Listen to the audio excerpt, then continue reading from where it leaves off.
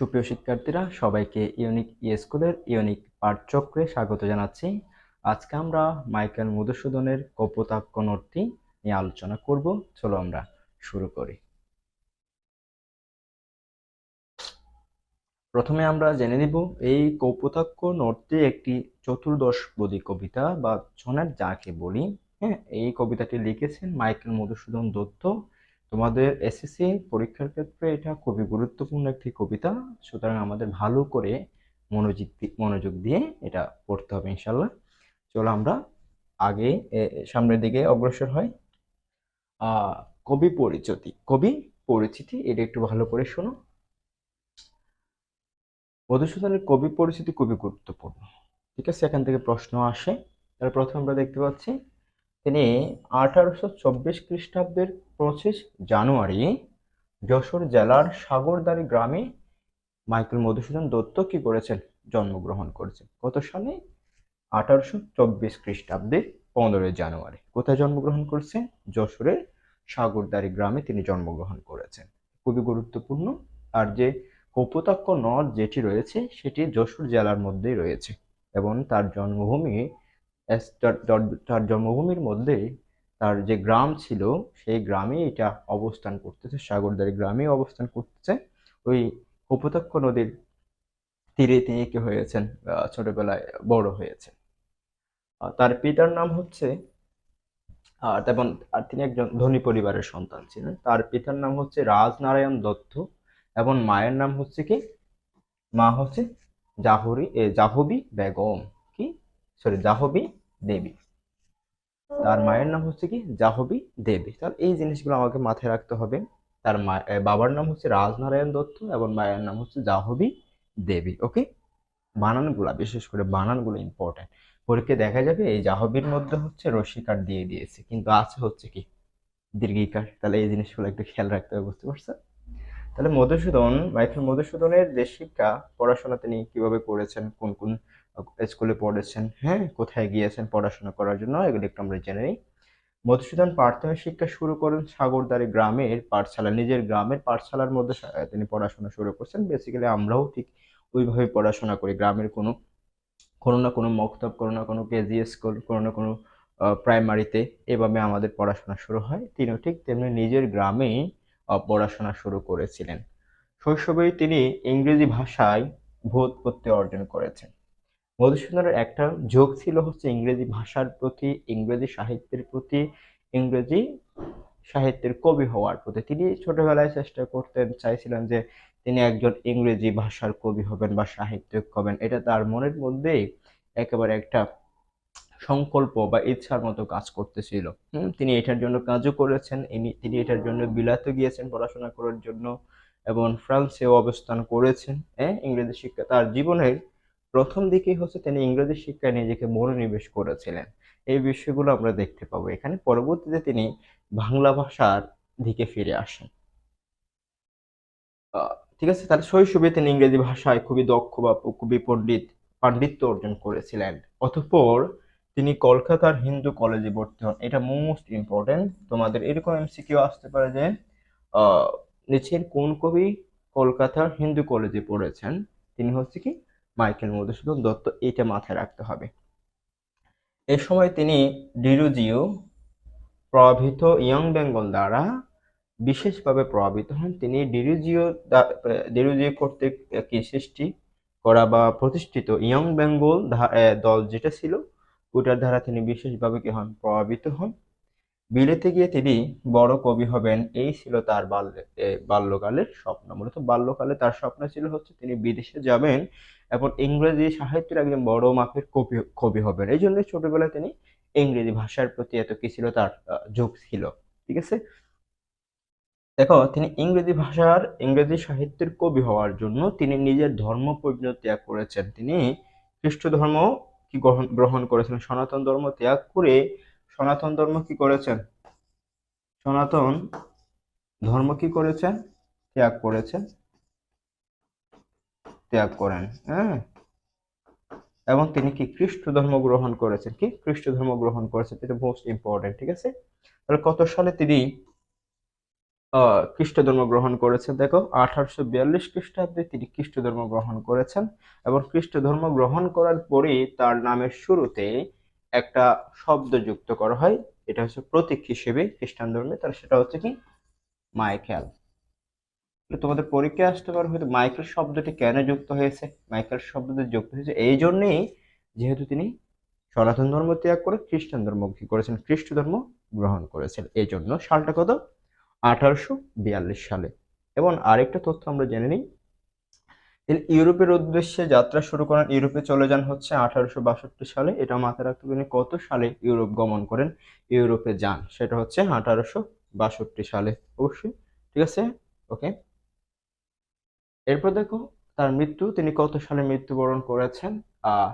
তিনি 1873 খ্রিস্টাব্দে মৃত্যুবরণ করেছেন। জন্ম হচ্ছে 1824 এবং মৃত্যু হচ্ছে 1873 খ্রিস্টাব্দে 29 জুন কলকাতার আলিপুর জেনারেল হাসপাতালে মাইকেল মধুসূদন দত্ত শেষ নিঃশ্বাস কি করেছেন, ত্যাগ করেছেন। তাহলে তিনি অবশেষে ভারতবর্ষে ফিরে এসেছিলেন, নিজ দেশে ফিরে এসে তিনি কি করেছেন, তার জীবনের শেষ নিঃশ্বাসটা তিনি এখানে জন্মভূমির মধ্যে কি করেছেন, ত্যাগ করেছেন। তাহলে তার উল্লেখযোগ্য কিছু সাহিত্য কর্ম একটু আমাদের মাথায় রাখতে হবে। ঠিক আছে, দেখো কাব্যগ্রন্থগুলোর মধ্যে কি রয়েছে, তিলোত্তমা সম্ভব কাব্য, মেঘনাদবধ কাব্য, এটা হচ্ছে বাংলা সাহিত্যে প্রথম সার্থক মহাকাব্য। কি প্রথম মহাকাব্য, সার্থক কাব্য, এটা হচ্ছে একেবারে সার্থক, প্রথম সার্থক হচ্ছে কি মহাকাব্য এটা, ওকে। এবং এছাড়া রয়েছে বীরাঙ্গনা কাব্য, চতুর্দশপদী কবিতাবলী। হ্যাঁ, তোমাদের যে কপোতাক্ষ নটটি রয়েছে, কপোতাক্ষ নট এখান থেকে নেওয়া হয়েছে। কি কপোতাক্ষ নট এটার অন্তর্ভুক্ত, কার, এটার অন্তর্ভুক্ত। এই কপোতাক্ষ নটটি নেওয়া হয়েছে তার হচ্ছে চতুর্দশপদী কবিতাবলী থেকে। এই বিষয়টা একটু মাথায় রাখতে হবে, ওকে। এখন নাটক কি কি রয়েছে, নাটকের মধ্যে যেগুলো তোমাদের মাথায় রাখতে হবে সেটা হচ্ছে পদ্মাবতী এবং শর্মিষ্ঠা এবং কৃষ্ণকুমারী। ঠিক আছে, এছাড়া প্রহসন রয়েছে, প্রহসন, একে কি বলে সভ্যতা, বুড়ো শালিকের গাড়ে রো। তাহলে এই যে তার নাটক এবং প্রহসন গুলো মনে রাখার জন্য আমি তোমাদের একটা টেকনিক লিখে দিচ্ছি, তোমরা একটু খাতায় একটু নোট ডাউন করো, একটা ছন্দ দিচ্ছি তোমাদের।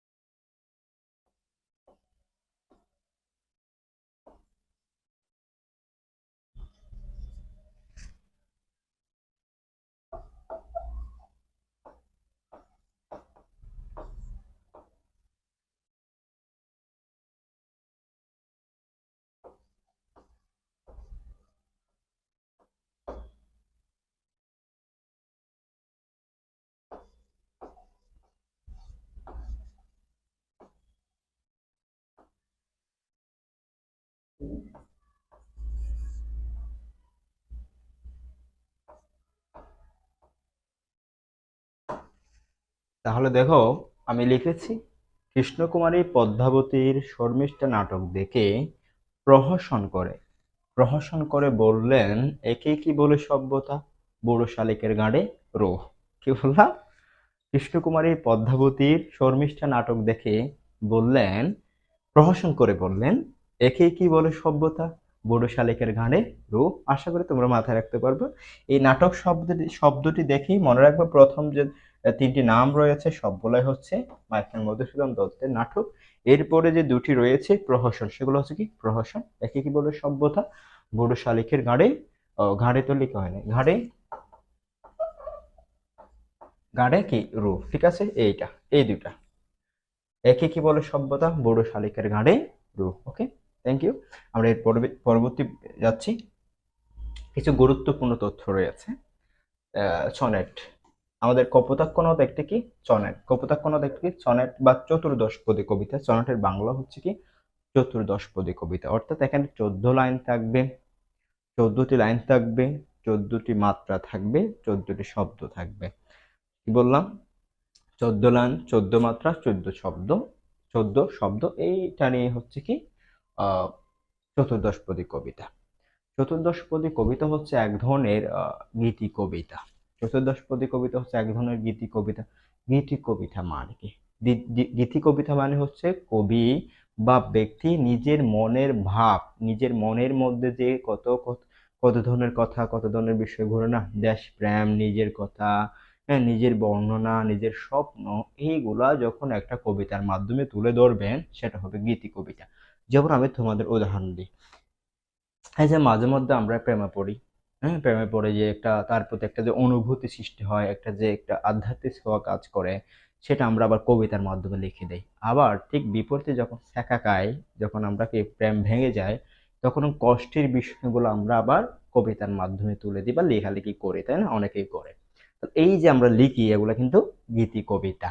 তাছাড়া আমরা দেশের যে বিভিন্ন বিষয়, কালচারকে ভালোবেসে সৌন্দর্যকে উপভোগ করার মাধ্যমে ব্যক্তিগত মতামত দেই, এটাও কিন্তু দেশপ্রেম, সরি, এটাও কিন্তু এই যে দেশপ্রেম আর কি, এটাই কিন্তু গীতি কবিতা।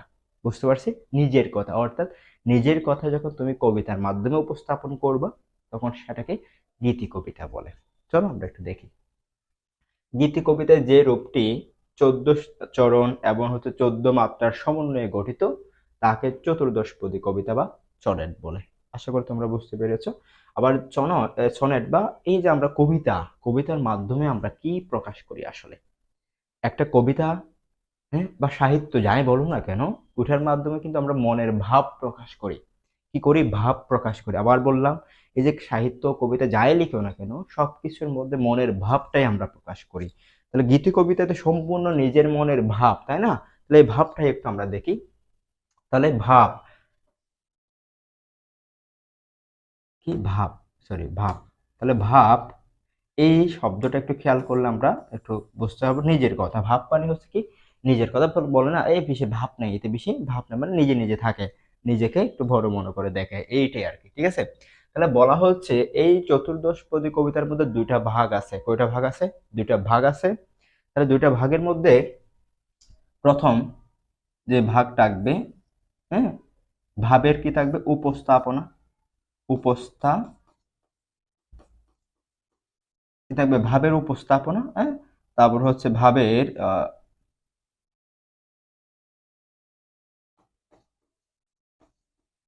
পরিণতি। এখন একটু খেয়াল করো, তাহলে আমরা জানি চতুর্দশপদী কবিতা বা সনেটকে দুইটি ভাগ থাকে। কয়টা ভাগ থাকে ভাইয়া? দুইটা ভাগ থাকে। একটা হচ্ছে প্রথম যে ভাগটা হচ্ছে, এটাকে বলে অষ্টক, মানে 8 লাইনের অংশ, এবং শেষ যেটা থাকে সেটা হচ্ছে কি ষষ্ঠক, মানে 6 লাইনের অংশ।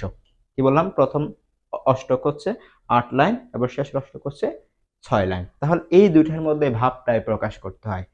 অষ্টক এবং ষষ্ঠক মিলেই হচ্ছে কবির ভাবটা, মূলত ভাবটা চলে আসে। ঠিক আছে?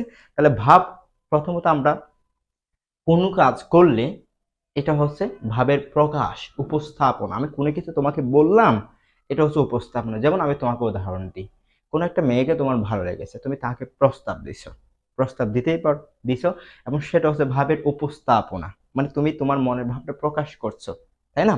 আবার কোনো কিছু বলার পর এটার নেগেটিভ বা পজিটিভ একটা সাইন থাকে, নাকি থাকে না? তুমি তাকে বললা, ঠিক আছে, কিন্তু এটার বিপরীতে কোনো একটা উত্তর আসবে, সেটা পজিটিভ হতে পারে, নেগেটিভ হতে পারে। হয়তো বা তোমাকে, তুমি বলার সাথে সাথে তোমাকে যেটা এই জুতা পিটা করলো, হতে পারে না? তাহলে ওইটা হচ্ছে পরিণতি। তুমি যে বললা, এটা হচ্ছে উপস্থাপনা, আর তুমি যে শেষ করে, তুমি যে পজিটিভ নেগেটিভ কোন একটা কিছু পেলে তার কাছ থেকে, সেটা হচ্ছে কি পরিণতি। তাহলে প্রথম অষ্টক যেটা থাকবে, সেটা থাকবে ভাবের উপস্থাপনা। কবি নিজের কথা বলবেন, নিজের মনের ভাবটা তুলে ধরবেন, শেষে ওই ভাবের একটা পরিণতি বা ফলাফল তিনি পেয়ে যাবেন। ঠিক আছে? এইটাই। তাহলে চলো, তাহলে প্রথমে থাকবে, প্রথম অষ্টকে থাকবে ভাবের উপস্থাপনা। প্রথম অষ্টকে কি থাকবে? ভাবের উপস্থাপনা। অষ্টকে কি থাকবে? ভাবের উপস্থাপনা। এটা হচ্ছে অষ্টক। আর এটা ষষ্ঠকে থাকবে হচ্ছে কি? ষষ্ঠকে ভাবের পরিণতি। ভাবের উপস্থাপনা অষ্টক, ভাবের পরিণতি হচ্ছে ষষ্ঠক। আশা করি তোমরা এই বিষয়টা বুঝতে পেরেছো। তাহলে কপোতাক্ষ নদটি একটি চতুর্দশপদী কবিতা বা একটি সনেট, এবং এটার যে মিল বিন্যাস রয়েছে সেটা হচ্ছে ক খ, ক খ, ক খ, খ ক। এছাড়া এরপরে ষষ্ঠকের মধ্যে যেটা রয়েছে গ ঘ, গ ঘ, গ ঘ। এই যে অন্তমিল, এটাকে কি বলে? অন্তমিল বলে। অন্তমিল। অন্তমিলটা আমি তোমাদের কি করে দিব? ব্যাখ্যা করে দিব। এটা নিয়ে কোনো প্যারা নাই। অন্তমিলটা আমি কি করে দিব? ব্যাখ্যা করে দিব। তাহলে চলো আমরা বিষয়টা একটু জানি। এই জায়গায় আমরা দেখব 14 লাইন আছে কিনা, কি আছে কিনা। 14 লাইন লাগবে, 14 মাত্রা থাকতে হবে। কয়টা? 14 লাইন, 14 মাত্রা, এগুলো আমরা দেখব। তার পাশে হচ্ছে ওই যে অন্তমিলের ব্যাখ্যাটা একটু আমরা দেখব। আগে আমরা কয়টা লাইন আছে দেখি। 1 2 3 4 5 6 7 8। তাহলে অষ্টক পেয়ে গেছি। এখন এরপরে দেখো এই যে ষষ্ঠক 9।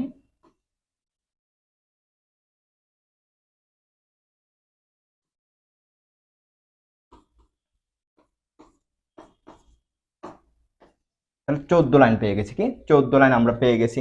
এখন আমাদের লাগবে হচ্ছে 14 মাত্রা। কয়টা মাত্রা? 14 মাত্রা। 1 2 3 4 5 6 7 8 9 10 11 12 13 14। তাহলে মাত্রা কয়টা পেলাম? মাত্রাও 14টা পাইলাম। কয়টা? 14টি, তাই না? এবং লাইন পাইলাম কয়টি? 14টি। তাহলে আমাদের কবিতাটা কি মিলে গেছে। ঠিক আছে, মিলে গেছে। এবার আসো ভাই, অন্তমিলটা কি? অন্তমিল আমরা কেমনে মনে রাখবো, এটা একটু আমাদের দেখতে হবে। হ্যাঁ, যাতে আমরা ভবিষ্যতে এই অন্তমিলটা আসলে বের করতে পারি। ক খ গ এইগুলো কিভাবে আসলো। তারপর ধরো আমরা এখানে একটা জিনিস উপলব্ধি করতে পারবো। একটা আছে ন্যা থাকবে, আরটাতে ল্যা থাকবে। কি থাকবে? ন্যা। দেখো, ন্যা এবং হচ্ছে কি ল্যা। তাহলে একটু খেয়াল করো। এই যে দেখো, মোর মনে কি আছে? ন্যা আছে। এখানে আছে কি? লে। আবার এখানে কি আছে? ন্যা আছে, এখানে লে আছে, এখানে নে আছে, এখানে লে, লে নে। তাহলে এখন ধরো আমি কি করব এখন?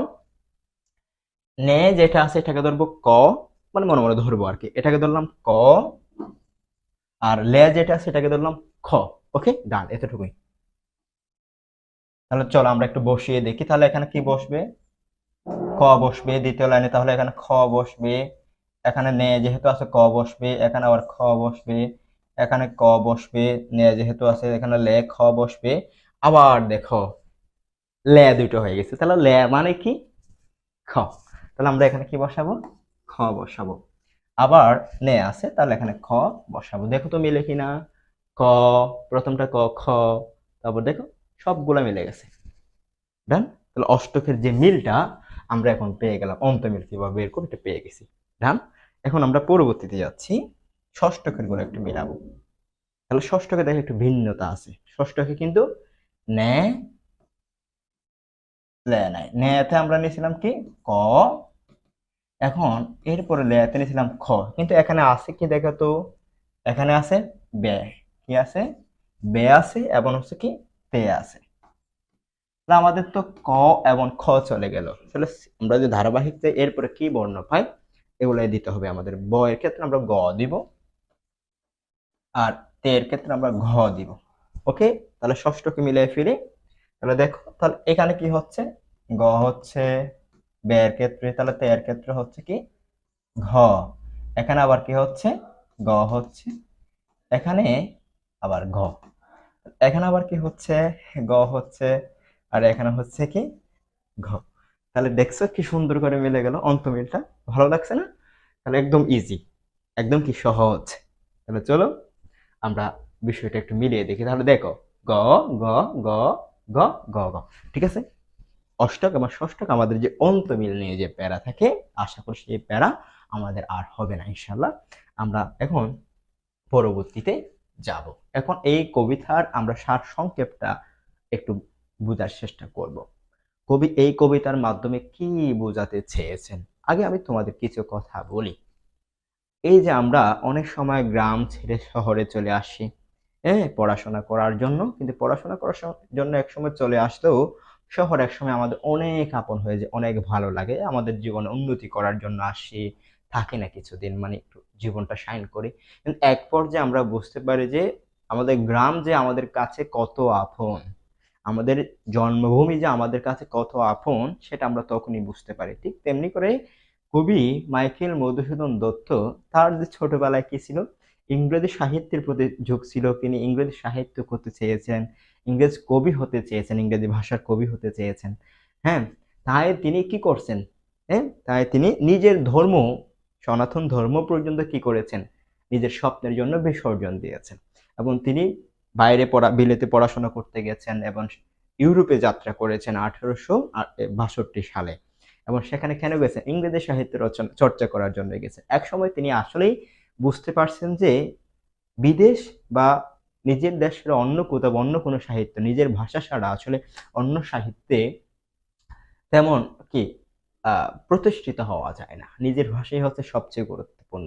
কবি এক সময় নিজের সে ভুল বুঝতে পারেন, নিজের জন্মভূমি, নিজের ভাষা সবচেয়ে আপন, এর চেয়ে আপন কেউ নাই। তাহলে তিনি সেটা বুঝতে পেরে তিনি তার মধ্যে, মনের মধ্যে দেশপ্রেম জাগ্রত হয়, নিজের ভাষার প্রতি প্রেম জাগ্রত হয়, নিজের দেশের প্রকৃতি সবকিছুর প্রতি তার প্রেম জাগ্রত হয়। পরিশেষে তিনি কি আবার পুনরায় তার জীবনটা বাংলা সাহিত্যের জন্য কি তিনি নিবেদন করেছেন। কি করেছেন? নিবেদন করেছেন। এটাই হচ্ছে ওই যে আমরা ভুল করি না, ভুল যখন বুঝতে পারি আবার এটা ক্ষমা চেয়ে পুনরায় ভালো কাজটা করার চেষ্টা করি। এটাই হচ্ছে ওনার জীবনে ঘটেছে, আমাদের জীবনেও ঘটে এরকম, তাই না? অবশ্যই। তাহলে দেখো, বাংলা কাব্য সাহিত্যে মাইকেল মধুসূদন দত্তের চতুর্দশপদী কবিতাবলী নামক সনেট কাব্য থেকে কপোতাক্ষ নদ কবিতাটি সংকলিত হয়েছে। আমি ইতিমধ্যে এটা বলেছিলাম যে এই যে কপোতাক্ষ নদটি রয়েছে সেটি কিন্তু চতুর্দশপদী কবিতাবলী থেকে নেওয়া হয়েছে। কোথেকে নেওয়া হয়েছে? তার কাব্যগ্রন্থ যেটা রয়েছে চতুর্দশপদী কবিতা, ওইখান থেকে নেওয়া হয়েছে। ওকে, এখন এখন আমরা মূল যে সারসংক্ষেপের কথা বলেছি না, ওটা এই পর থেকে শুরু হবে। একটা লাইন এখানে থেকে গেছে। এই কবিতায় কবির শৈশবে দেখা, মানে তার জন্মভূমি যেখানে তিনি বেড়ে উঠেছেন, যেখানে তিনি শৈশবের সময় কাটিয়েছেন, সেখানে একটা নদী ছিল। নদী থাকলে কি করি আমরা? নদীর পাড়ে যাই, নদীর পাড়ে ঘোরাফেরা করি, গোসল করি, অনেক কিছু মাছ ধরি। তাহলে এই যে স্মৃতি জড়ানো, বা নদীর পাড়ে খেলাধুলা করি, এই যে নদীর পাড়কে নিয়ে যে স্মৃতি জন্মানো, আগে কিন্তু আমরা নদীর পানিও পান করতো, এখন তো আমাদের নদীর পানি এত পরিষ্কার পরিচ্ছন্ন না, খুবই বাজে। এক সময় ছিল নদীর পানি খুবই স্বচ্ছ এবং পরিষ্কার ছিল। এত টিউবওয়েল, এত অত্যাধুনিক এই যে ওয়াসা বলে এই অত্যাধুনিক কিছু তেমন ছিল না। ঠিক ওই সময় নদীর পানি পান করতো মানুষ, ঠিক আছে, বৃষ্টির পানি পান করতো। তাহলে ওই যে কপোতাক্ষ নদীর পানিও তিনি কি করেছেন? পান করেছেন। এই যে তার নদীকে নিয়ে যে স্মৃতি শৈশবের, সেই স্মৃতিগুলাই তিনি কিন্তু তুলে ধরেছেন।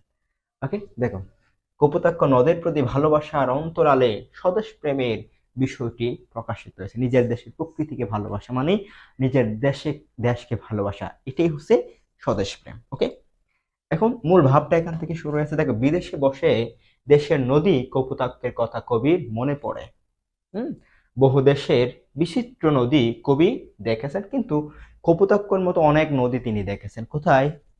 তিনি যে বাইরে বিলেতে গেছেন, সেখানে ইউরোপে গেছেন, সেখানে তিনি অনেক নদী দেখেছেন, কিন্তু কোন নদী তার কপোতাক্ষের জলের মতো, কপোতাক্ষের জলের সুঘ্রাণ স্বাদ, ওই স্বাদ তাকে দিতে পারে না, কপোতাক্ষের সেই রং তাকে দিতে পারে না। কিন্তু ওই নদীর তুলনা আর কোথাও পাননি, মানে কপোতাক্ষর মতো নদী তিনি আর কোথাও পান, ওইরকম আপন কোন নদী তার জন্য হয়নি। তার মন জোড়ায়নি, তার শরীর জোড়ায়নি, তার স্মৃতি জোড়ায়নি। তার কাছে এই নদী মায়ের দুধের মতো তৃপ্তিদায়ক। তাহলে মায়ের দুধের কোনো কি তুলনা আছে? মায়ের দুধ একটা সন্তানের জন্য সবচেয়ে গুরুত্বপূর্ণ উপাদান। সেই মায়ের দুধের যেমন তুলনা নেই, ঠিক তেমনি ওই আমার কপোতাক্ষ নদীর জলের সাথে, নদীর সাথে কোনো নদীর কখনো তুলনা হতে পারে না। এখন এরপর দেখো, কবি আশঙ্কা করছেন, আশঙ্কা করেছেন তাহার সাথে কপোতাক্ষের আর দেখা নাও হতে পারে। তিনি বিলেতে আছেন, তিনি ফ্রান্সের বার্সাই নগরীতে বসে তিনি এই কবিতাটি লিখেছেন। তিনি মনে করতেছেন আমার সাথে হয়তো কপোতাক্ষ নদের আর দেখা নাও হতে পারে, হয়তো হতে পারে, মানুষের জীবনের 1 সেকেন্ড বা 1 বিন্দু পরিমাণও কি নেই, নিশ্চয়তা নেই। এজন্য তিনি মনে করছেন যে আমার সাথে কপোতাক্ষের আর দেখা নাও হতে পারে। কবির আকুতি মিনতি করে বলতেছেন, বিদেশে বসেও কবি যে দেশের নদীর গান গাইছেন, কপোতাক্ষ যেন বাংলার মানুষকে সেই কথাটা জানায়। তাহলে সে কবি কত সুন্দর কথা বলছেন। তিনি কপোতাক্ষর সাথে আর দেখা নাও হতে পারে এই আশঙ্কা করে বলেছেন, একটু আকুতি করে মিনতি করে বলতেছেন কপোতাক্ষকে, আমি যে তোমাকে নিয়ে গান লিখতেছি না, তোমাকে নিয়ে যে কবিতা লিখতেছি, তোমাকে নিয়ে গান রচনা করতেছি, তোমার কথা আমি বলতেছি, এই কথাগুলো যেন তুমি তোমার বঙ্গে, তোমার সলিলে, তোমার জমিনে, তোমার দেশে তুমি পাঠিয়ে দিও, ওইখানে তুমি মানুষের মুখে মুখে করে দিও। এই মিনতি তিনি করেছেন। চলো আমরা এখন মূল কবিতাটি নিয়ে আলোচনা করব। কি কপোতাক্ষ নদ লিখেছেন মাইকেল মধুসূদন দত্ত, খুবই সুন্দর একটি কবিতা। এটার মধ্যে স্বদেশ প্রেম কি পেয়েছে, কবির দেশপ্রেম, স্বদেশ প্রেম এখানে প্রকাশ পেয়েছে। ঠিক আছে, কবির আশঙ্কা প্রকাশ পেয়েছে, আকুতি প্রকাশ পেয়েছে, হ্যাঁ, তারপর দেখো সংকোচ বোধ প্রকাশ পেয়েছে। তাহলে এবং মিনতি এখানে আমরা দেখতে পাবো, তিনি কপোতাক্ষ নদকে মিনতি করতেছেন যেন তার যে গান গুলা যেন তিনি বঙ্গের জমিনে ছড়িয়ে ছিটিয়ে দেন, বঙ্গের মানুষের মুখোমুখি করে দেন। চলো তাহলে প্রথম অষ্টক, এটা হচ্ছে অষ্টক, আমরা পড়তেছি কি অষ্টকটা পড়তেছি, সতত হেন তুমি পড়ো মোর মনে। সতত মানে সব সময়, সতত মানে কি সব সময়, সর্বদা। তাহলে সতত হেন তুমি পড়ো মোর মনে, মোর মানে হচ্ছে আমার, মোর মানে হচ্ছে কি আমার। বলছে হে কপোতাক্ষ নদ, হে নদী, তোকে তোকে আমার সব সময় মনে পড়ে, তোমাকে আমার সব সময় মনে পড়ে। কপোতাক্ষ নদকে বলতেছে সতত তোমার কথা ভাবি বিরলে, সতত তোমার কথা ভাবি বিরলে, ভাবি মানে চিন্তা করি, সব সময় আমি তোমার কথা চিন্তা করি। বিরল মানে একা নিরিবিলি পরিবেশে, শান্ত শিষ্ট পরিবেশে আমি তোমার কথা ভাবি। নিরিবিলি পরিবেশ, বিরলে মানে কি নিরিবিলি পরিবেশ, বা আরের বলতে গেলে শান্ত, শান্ত পরিবেশে আমি তোমার কথা ভাবি সব সময়, আপন মনে বসে আমি তোমার কথা ভাবি। সতত যেমথি লোক নিশার স্বপনে শুনে মায়া মন্ত্র ধ্বনি, দেখো সতত যেমতি লোক নিশার স্বপনে শুনে মায়া মন্ত্র ধ্বনি তব কলকলে, জোড়ায় কান আমি ভ্রান্তির চলনে। ভ্রান্তি মানে হচ্ছে ভুল, ভ্রান্তি মানে হচ্ছে ভুল, ভ্রান্তি মানে কি ভুল। তাহলে ভ্রান্তি মানে কি ভুল, এটা একটু শোনো ভালো করে। তাহলে সতত সব সময়, যেমতি, যেমতি মানে তো যেমন করে, যেমতি মানে কি, যেমতি মানে কি যেমন করে। তাহলে দেখো যেমন করে লোক মানুষ, নিশা মানে হচ্ছে রাত, নিশা মানে রাত, শুনে মায়া মন্ত্র ধ্বনি, তাহলে রাতের স্বপ্ন, রাতে যে আমরা স্বপ্ন দেখি সেখানে কত কিছু না দেখি। রাতে আমরা কি করে ফেলি, আলাদিনের চেরাগ পেয়ে ফেলি, রাতে আমরা যদি ভাবি যে আমি 1 বস্তা টাকা পেয়ে ফেলি, অনেক কিছু আমরা রাতের কল্পনা করি, অনেক স্বপ্ন দেখি না, রাতে অনেক স্বপ্ন দেখলাম, হ্যাঁ, প্রিয় মানুষটাকে ওই স্বপ্ন দেখলাম, দেখে হুট করে যখন আবার আসি তখন বিষয়টা দেখা যায় যে যখন ঘুম ভাঙে, আল্লাহ সবকিছু শেষ, সবকিছুই মায়া ছিল, সবকিছু মিথ্যে ছিল, হ্যাঁ, জাস্ট একটা ঘুমের একটা কি ঘুমের মধ্যে একটা ভুল, একটা মায়া, একটা, এটা এটা মানে অসম্ভব একটা সত্য আমরা ঘুমের মধ্যে দেখে ফেলেছি, কিন্তু এটার কোনো বাস্তবিক সত্যতা নেই, এটা মিথ্যা। কই বলছে যেমন করে লোক রাতের স্বপ্ন দেখে, রাতের স্বপ্নে মায়া মুগ্ধ হয়, রাতের স্বপ্নে নিজেকে নিবেদিত করে, নিজেকে নিজে ভুলে যায়, নিজেকে আবিষ্ট করে জড়িয়ে ফেলে রাতের স্বপ্নে, তব কলকলে জোড়া একান আমি ভ্রান্তির চলনে, আমি এই রাতের স্বপ্নের মতো যখন অন্য নদীকে আমি স্বপ্নে দেখে, অন্য নদীকে আমি আমার মনে ধারণ করি, তখন আমি ভুল করে হলেও ভ্রান্তির চলনে, ভুল করে হলেও ওই যে কপোতাক্ষ নদের যে কল কল ধ্বনি, সেই আওয়াজ, সেই আওয়াজটা আমি কি পাই, শুনতে পাই। কি সুন্দর একটা কথা বলছে, দেখছো? তাহলে দেখো, বহু দেশে দেখিয়াছি বহু নদ দলে, কিন্তু এই স্নেহের তৃষ্ণা মিটে কার জলে। তাহলে পৃথিবীর বুকে অনেক জায়গায় আমি ভ্রমণ করেছি, কবি অনেক জায়গায় গিয়েছে, কিন্তু অনেক নদী তিনি দেখেছেন, অজস্র নদী তিনি দেখেছেন, বহু মানে অনেক, অনেক নদী তিনি দেখেছেন, কিন্তু এই হেই কপোতাক্ষ, হে আমার জন্মভূমি নদ, যার জল খেয়ে আমি বড় হয়েছি, তোমার সেই জলের যে একটা যে উপাদান, সেই উপাদান কোনোটার মধ্যে নাই, যার কারণে আমার তৃষ্ণা মেটে না। অন্য কোনো নদীর জল আমার তৃষ্ণা কি মিটে না। আমি আমি পিপাসার্ত মানুষ হয়ে আমি আমি কি আমার তৃষ্ণা মেটাতে পারি না। দুগ্ধ স্রোত রূপে তুমি জন্মভূমি স্তনে, তুমি এই জন্মভূমির বুকে, তুমি জন্মভূমির বুকে দুগ্ধ স্রোত রূপে, মানে এই কপোতাক্ষ নদীর জলকে মায়ের দুধের সাথে তুলনা করছে। মায়ের দুধের সাথে, মায়ের দুধ যেমন সন্তানের জন্য সবচেয়ে গুরুত্বপূর্ণ পুষ্টিকর জিনিস, ঠিক তেমনি ওই নদীর জলকে কবি ওই মায়ের দুধের সাথে তুলনা করছে। বুঝতে পারবে সেটা?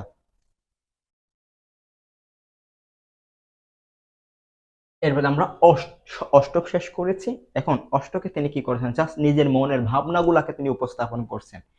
এটা তো বুঝতে পারছেন, নিজের কথাগুলো তিনি বলেছেন, জাস্ট সবগুলো নিজের ভাবনা উপস্থাপন করেছেন। এখন পরিণতির কথা বলবে, এখানে আকুতি আসবে, মিনতি আসবে, হ্যাঁ, উপস্থাপনা পরিণতিটা কি হতে পারে এটা বলবেন। আর কি কে হবে দেখা যতদিন যাবে, দেখছো পরিণতি, আমার সাথে কি আর দেখা হবে? এই কপোতাক্ষ, তোর সাথে কি আমরা আর দেখা হতে পারে? হবে কি, জানি না হবে কি না। প্রজারূপে রাজরূপে সাগরের দিতে, প্রজারূপে রাজরূপে সাগরের দিতে, বাড়ি রূপ কর তুমি এ মিনতি গাফে। বাড়ি রূপ, বাড়ি মানে হচ্ছে জল, বাড়ি মানে কি জল, হ্যাঁ, কর মানে তো চিনো ট্যাক্স, কর মানে কি ট্যাক্স, হ্যাঁ, বাড়ি মানে হচ্ছে কি জল। তাহলে প্রজা, এখানে প্রজা বলতে কাকে বোঝাচ্ছে? প্রজারূপে রাজরূপে, প্রজা বলতে কপোতাক্ষ বোঝাচ্ছে। কি কপোতাক্ষ? কপোতাক্ষ নদকে প্রজা হিসেবে সম্বোধন করেছেন। কপোতাক্ষ নদকে কি কবি প্রজা হিসেবে সম্বোধন করছে। আর রাজ, রাজ হচ্ছে সাগরকে সম্বোধন করছে।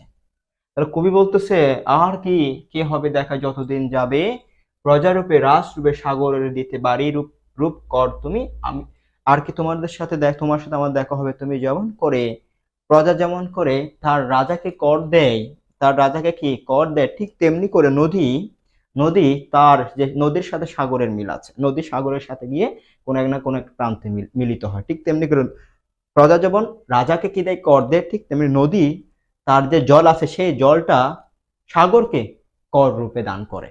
এটা বলছে, প্রজা যেমন রাজাকে কর দেয়, ঠিক তেমনি নদীও সাগরকে কর দেয়, সেটা হচ্ছে কি জল, জলকে দেয়।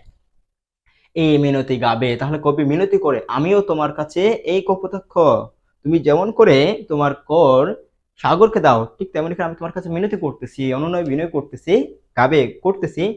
বঙ্গজ, বঙ্গজ মানে বঙ্গভূমির যে যারা জন্মগ্রহণ, বঙ্গে যারা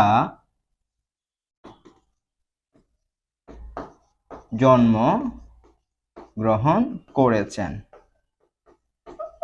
তাহলে এই যে বঙ্গজ, বঙ্গজ, বঙ্গজ মানে যারা বঙ্গভূমিতে জন্মগ্রহণ করেন, যারা বাংলার মানুষ, তাদেরকে বলতেছে বঙ্গজনের কানে শখে সকারিতে, শখে সকারিতে, সকারিতে মানে বন্ধু সুলভ, বন্ধুর মতো,